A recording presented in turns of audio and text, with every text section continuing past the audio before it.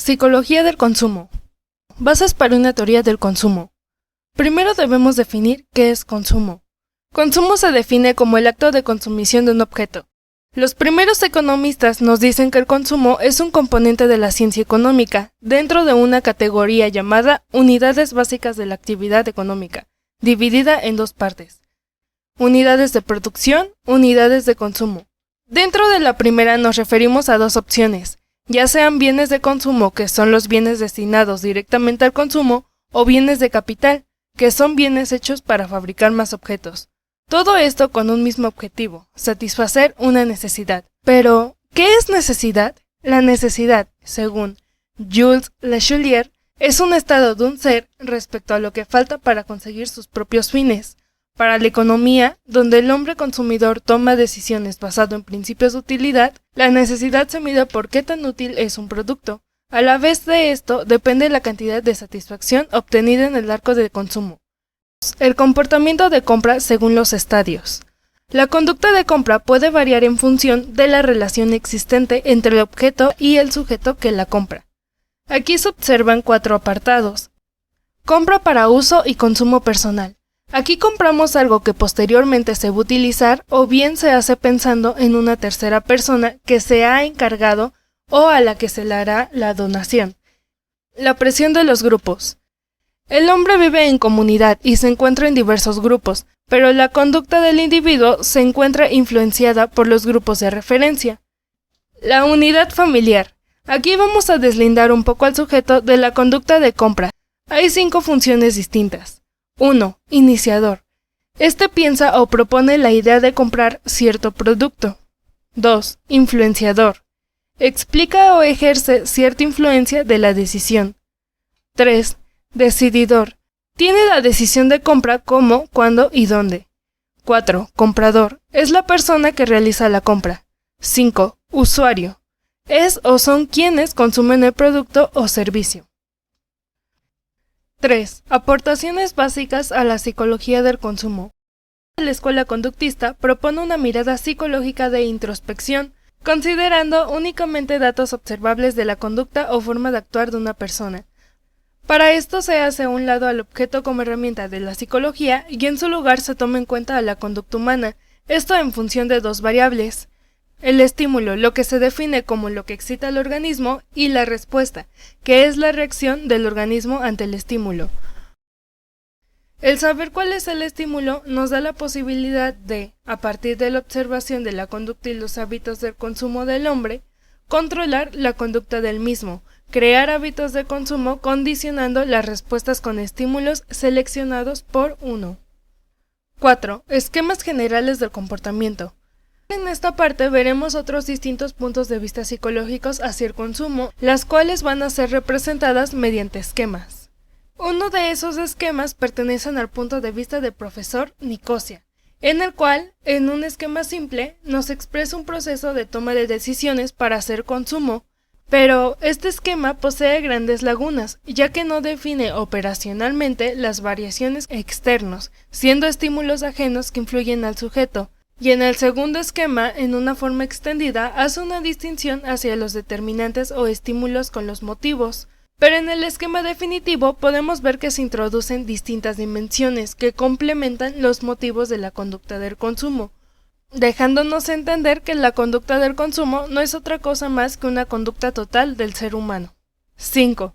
Esquemas específicos de la conducta del consumidor. La conducta del consumidor es algo esencial y por eso ha sido muy investigada. En este caso nos centraremos en importantes investigaciones con 4 autores. 1. Nuestro primer autor se llama George Katona. Para él, las partes esenciales del proceso de decisiones del consumidor son el acto de compra, que se relaciona con los estímulos del tipo económico, así como las circunstancias y las características psicológicas de la persona. 2. Paul Lazarsfeld. Siendo el segundo autor, tiene un enfoque sociológico, el actor quien tiene sus propios motivos y mecanismos. 3. También están March y Simon, 2 autores que trabajaron en conjunto, no solo entre ellos, ya que integran varias disciplinas como la psicología, la sociología y economía, y ellos establecen las variables del individuo para cambiar la decisión. 4. Por último se encuentra Nicosia, quien en referencia a los autores anteriores, forma un mecanismo para la toma de decisiones en relación a niveles de deseo, satisfacción, disponibilidad y aspiración. 6. Los modelos de toma de decisiones. Aquí retomaremos un poco sobre la psicología del consumo, presentando los 3 modelos de toma de decisiones, cuya sofisticación nos indica a qué extremos ha llegado la investigación sobre la materia. Los hombres del marketing hacen hipótesis sobre esto, solo falta una comprobación empírica. La función de una teoría es delimitar el área de la que se encarga, cuáles aspectos analiza y cuáles no. Lund estableció una distinción entre 3 enfoques teóricos que son: el enfoque a priori. El comportamiento del consumidor es un aspecto específico del ser humano. La limitación más importante es que se han utilizado conceptos especulativos en ciertos casos. El enfoque empírico es la posición opuesta a la de los investigadores a priori. Utilizan datos de panel de consumidores para establecer leyes a partir de pautas y regularidades en la misma conducta del consumidor. El enfoque ecléctico. Este une los aspectos favorables de los enfoques pasados. Intenta sintetizar 2 tipos de información. Una es la que proviene de las teorías y conceptos de las ciencias sociales y la otra que se encarga de los estudios de mercado. 4. Técnicas de investigación. 1. La encuesta. Encontraremos que un método de investigación es la encuesta, que la podemos definir como una conversación con una finalidad específica, preguntando a las personas que viven directamente el problema para tenerlas como un objeto de estudio. Dependiendo su forma y contenido, tenemos una nueva clasificación. A. Por el mecanismo de formular nuevas preguntas, en presencia del interesado, por teléfono o por correo. Y B. Por el estilo y modo de formular preguntas. Pero antes de redactar el cuestionario hay que detallar los fines que perseguimos. Una muestra es una porción de algo. Si deseamos preguntar a un conjunto de 5,000 personas, nos llevaría demasiado tiempo entrevistar una por una, por lo que la estadística nos ofrece una segunda posibilidad, que podemos seleccionar una parte de personas, los cuales serían una muestra. Para ello tenemos distintos tipos de muestra. Para que la encuesta se dirija por un buen camino y sea realizada correctamente, el encuestador debe contar con ciertas características como: en el desarrollo de la encuesta o entrevista hay que tener presentes 3 aspectos importantes: el contacto inicial, la situación y el procedimiento. Cualquier investigación se realiza con unos objetivos definidos. Por ello, al finalizar, precisamos cuantificar en la medida de lo posible los aspectos investigados. En la tabulación de los datos y presentación del informe con las conclusiones, convendrá utilizar elementos de tipo estadístico y matemático, que ayudarán a la mejor comprensión del trabajo. 2. El nivel del porqué, la investigación de motivaciones. En este tema completamos la manera de abordar una investigación. Decíamos allí que en muchos casos la pregunta directa a partir de un cuestionario base no sirve para nuestro propósito, porque la gente nos responde en función de lo que debería ser y no de lo que es. Entonces, los investigadores acuden a otras técnicas procedentes de la psicología clínica. Hemos agrupado estas técnicas en 3 bloques. A. Técnicas proyectivas. B. Entrevistas cualitativas y C. Reuniones de grupos. En las técnicas proyectivas contamos con varios tipos como el test de asociación de palabras, el test de completar frases, test de frustración de Rosenwing, el TAT y el utilizador imaginario. La entrevista. La entrevista que aquí vamos a comentar es la del tipo abierto, no estructurada, que nos permitirá desarrollar básicamente una hipótesis más elaborada.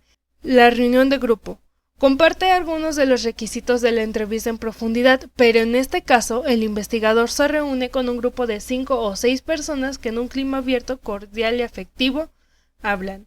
Esta característica es esencial, puesto que la interacción entre sus miembros supone un enriquecimiento del material objeto de la conversación, tanto en el plano de lo verbal como en el de lo no verbal. 3. Formación de vendedores y dinámica grupal. Análisis de los grupos. Para comenzar, tenemos que hablar sobre el análisis de los grupos. Aproximadamente en la década de los 30 surge una corriente poderosa dentro de la psicología social norteamericana. Jacob Moreno, Elton Mayo y Kurt Lewin fueron los mayores representantes de ella. En sus estudios llegan a la conclusión de que el trabajador reacciona frente a las condiciones del medio, no tales como son, sino como las sientes. 4. Estudios sobre el producto, la imagen y la marca. Iniciaremos este tema con los estudios sobre identificación y preferencias de marcas. Generalmente se les denomina como test con los ojos vendados, porque el sujeto debe establecer su preferencia respecto al producto sin conocer la marca que está consumiendo. Así pues, el segundo punto a tratar es el estudio sobre imágenes de marca. Estos pretenden comprobar a qué tipo de persona se asocia con el consumo de la marca en cuestión y qué resonancias efectivas tiene dicha marca para el público. 5. Control de la eficacia publicitaria. Es necesario comprobar que nuestros mensajes publicitarios sean recibidos correctamente. Por esto tenemos que hacer uso de instrumentos de medidas que sean confiables. Esto se realiza con dos fases, el pretest publicitario y el posttest publicitario. Primero explicaremos el pretest publicitario, que en pocas palabras, esta fase tiene como objetivo poner a prueba el material publicitario y así saber si éste cumple su propósito. Esta fase tiene 6 criterios que deben considerar. La rapidez de lectura, y este se lleva a cabo con 3 diferentes métodos: taquitoscopio, el índice Fletch y por último el método Close.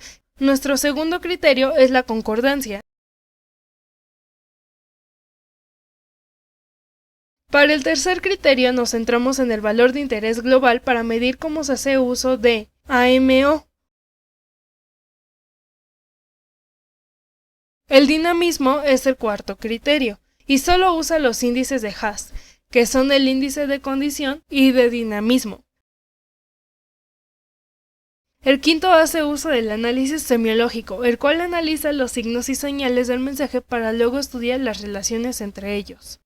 El último criterio es el potencial de motivación, que se puede realizar de muchas maneras. Por ejemplo, un mercado de prueba, donde se hace en cierta zona específica una campaña para evaluar la efectividad. Ahora es el momento de hablar sobre el post-test publicitario. Esta fase mide lo sucedido después de la campaña publicitaria, es decir, sus consecuencias. Y para eso se pueden utilizar ciertas técnicas, como la técnica del impacto, la técnica Starch. También está el test de recuerdo puro. Y por último, y la más conocida, son las ventas, que si se utiliza una distinta publicidad en 2 lugares a través de las ventas se puede medir la eficacia de esto. 6. Nuevos campos de investigación. Y para finalizar veremos los distintos y nuevos conceptos del lenguaje del marketing, los cuales han sido usados en práctica e investigación, los cuales son la percepción subliminal. El mensaje se transmite por debajo del umbral de la conciencia del individuo que esté viendo la publicidad, usando técnicas que no son fácilmente perceptibles, teniendo el poder de influir en los deseos de los consumidores. La segmentación de los mercados. Se realiza una división dependiendo del conocimiento del consumidor en distintos grupos, esto con el fin de poder analizar y enviar mensajes personalizados con el marketing a las audiencias correctas.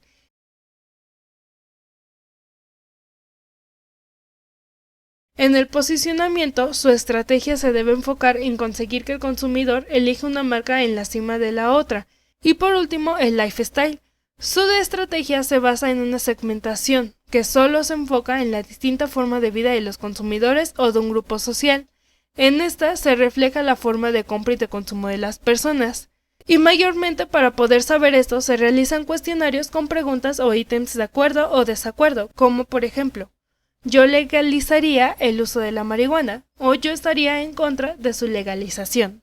Estos estudios psicológicos, sociológicos y antropológicos sin duda son una nueva aportación de las ciencias del comportamiento a los estudios del marketing.